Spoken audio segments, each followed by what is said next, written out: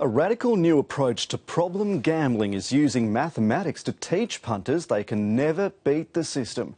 Researchers at Sydney University say they've been able to reduce gambling by up to 80 to 90% by explaining how probability and randomness work.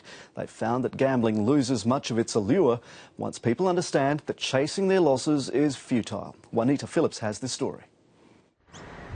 Anthony O'Sullivan's love of gambling started early. Dad used to hold the bag for a bookmaker, and he used to give me $2 or something like that to go and put a bet on as a kid, and so it was always growing up a part of me.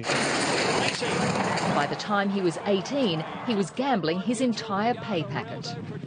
Going to the ATM at lunchtime, getting all my money out, putting it through poker machines, betting on horses, whatever I can. It'll be gone by the end of lunch. I'll be back at work.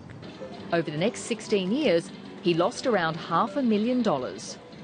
You're forever going back to the bank, getting more money out, saying in your head, this is not right, but you can't control yourself. You keep going, trying to win it back. You lose, and then things spiral. Anywhere from suicide thoughts with myself to, what am I going to do? I'm useless. What am I doing to my family? These days, Anthony still enjoys the occasional flutter, but it doesn't spiral out of control thanks to a new treatment. The success rate is really, really high. And so of the people that stay engaged, I'd say about 90 to 95% of my clients essentially either stop or get the gambling right down to a level that they actually want to be doing. Historically, problem gambling has been seen as an addiction or disease like alcoholism that the sufferer has no control over. This new approach is based on a completely different theory, that gamblers keep gambling because they genuinely believe they can recoup their losses if they just keep playing long enough.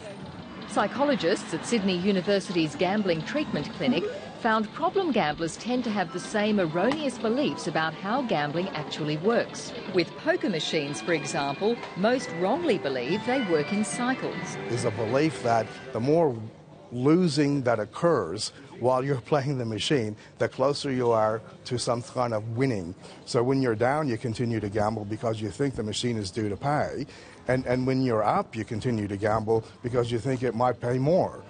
With horse racing, the belief is that the gambler knows more than the bookies. What they'll do is they'll come in and say, I've got this strategy and it works. Whatever their strategy is, I have to be able to demonstrate to them why that can't work. The key to the therapy is proving to gamblers that it's impossible for them to win in the long term. Here, Rowan Burkhardt and a colleague reenact a session where dice are used to teach probability and randomness to people hooked on pokies. It took 12 months for this kind of therapy to stop Anthony O'Sullivan gambling. I'm feeling pretty good about myself, and doing this, I reckon, is a big help. Just getting the story out there and not being afraid to tell it, and, you know, helping other people. After a lifetime of losses, he's finally a winner. Juanita Phillips, ABC News.